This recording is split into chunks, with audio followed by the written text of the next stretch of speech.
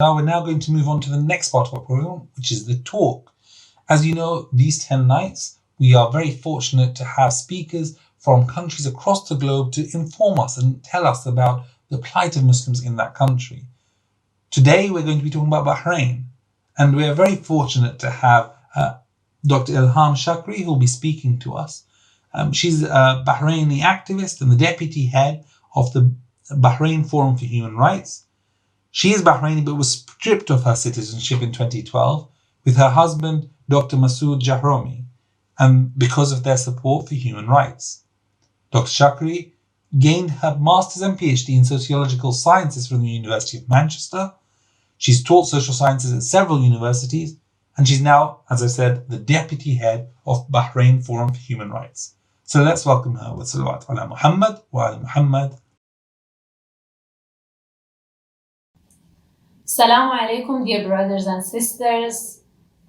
It's my pleasure to be with you today. I'm Elham Shakry, wife to a Bahraini activist, Dr Masoud Jahromi. My husband was arrested at very first months of Bahraini's uprising in 2011. He was taken from our bedroom at midnight, aggressively, without showing any arrest warrant even. Then he was disappeared for a while, aggressively tortured, and then unfairly tried. But by international pressures and supports and prayers of believers and God's will, he was then released on a bail. But his freedom did not last very long, as his nationality was stripped through a king's decree. He tried to appeal the verdict, but all his efforts were left in vain. Subsequently, he was taken to Manamah's airport to be exiled forcibly to Beirut, Lebanon, where we joined him after a couple of months to continue our life in a forced exile. Today, I'm not going to talk about the hardship and harsh experiences I experienced during last years after Bahraini uprising, but I'm going to tell you about the violations by Bahraini authorities against Bahraini women since 2011.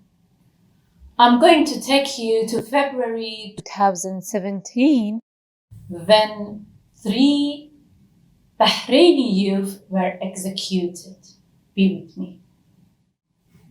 On February 2017, 3 Bahraini youth were executed in politically motivated cases based on confessions extracted under torture. The day before the executions, the families were granted a visit to their children in central prison of Bahrain jail prison. But none of them were informed that this is going to be the last visit to their sons. After the executions were done, families came to know about it just through the news which was spread among and through social media. Imagine it. They got the news of executions of their sons through social media only. And even more, they were not allowed a favor to their sons, and even their bodies were forcibly buried in a cemetery really far from their birthplaces. If we forget about all of these things, I cannot forget this evidence. It's really, really horrifying.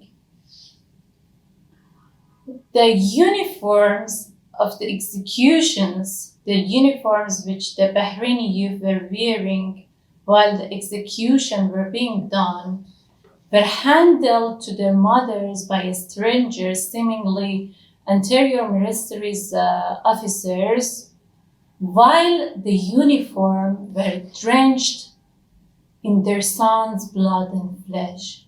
Imagine it. It was another way of retaliation and a method of spiritually torturing the mothers and families, sending the execution uniforms to them. But imagine what was the reaction of mothers to this incident.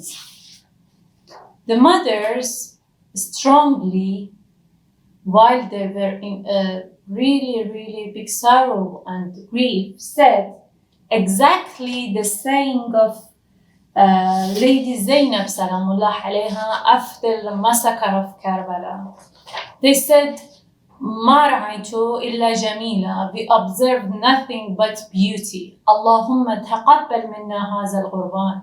Oh God, accept from us this sacrifice. I need to mention here that there has been more than 30 execution verdicts in Bahrain since 2011 in politically motivated cases, which 12 of them are already at risk of implementation at any time, after King's ratification. And 5 of the youth are already executed. According to a report by BFHR, Bahrain Forum for Human Rights, منتدى البحرين لحقوق الإنسان, since February 2011, more than 300 women were arbitrarily arrested, including 9 children. Also, 10 Bahraini women were extrajudicially killed. One of the first victims of Bahraini's uprising was Miss Bahia Al-Aradi, which she was shot in head by a live bullet of Bahraini army. The report continues that more than 200 female students were arbitrarily dismissed from universities, in addition to more than 380 Bahraini women dismissed from their jobs in private and public sector. At least 36 mothers lost their fetus, unborn babies, because of extreme usage of tear gases or security attacks in homes. Now, as evidences, I want to draw your attention to 2 cases. First case is about Miss Zakiya Al-Barhouri. Zakiya, who is almost 30 years old, is already a prisoner of conscience in Bahrain. She was arrested in 2017 after 15 masked police officers raided her bedroom. At the time, their house was surrounded by several police cars, and there was a helicopter over the head. She was threatened by arrest and torture of her brothers. She was disappeared for over 2 weeks and spent about a month in solitary confinement. She was denied medical care and family visits.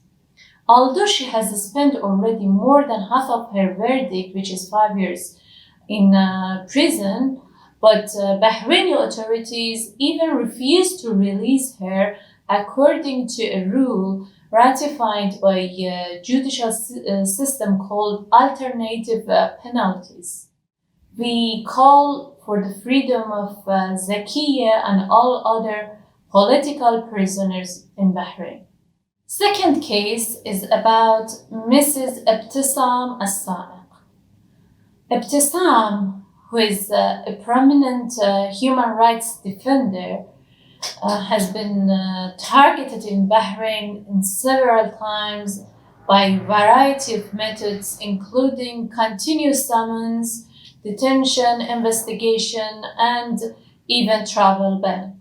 The last incident about her goes back to 2017, when she was arrested from her bedroom after a tweet she shared about bad condition of Bahraini women's in Issa Town Detention Center of Bahrain. She was taken to Al-Muharraq Investigation Center, where she was investigated by NSA officers, National Security Agency of Bahrain, and she was tortured physically and sexually over there.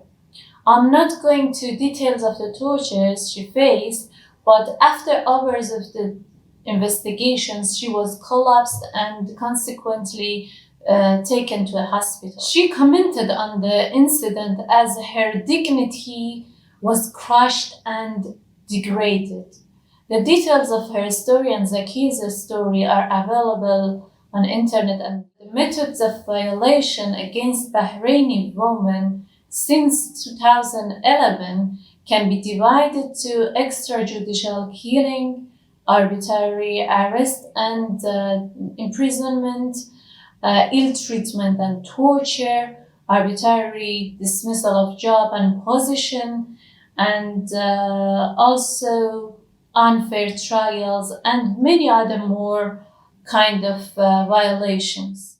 These all indicate an urgent need for the reaction of international community and all free people of the world. Long life Bahrainis and long life the democratic movement of Bahrain under the supervision of Grand Ayatollah Sheikh Isa Qasim, whose nationality is also revoked and is spending in exile in holy city of Qom, and freedom for Sheikh Ali Salman, who is spending a life sentence in central prison of Bahrain, Joe Prison. Thank you for your time. Many thanks to organizers of this event for inviting me. I'll be available for further contact and information. Thank you.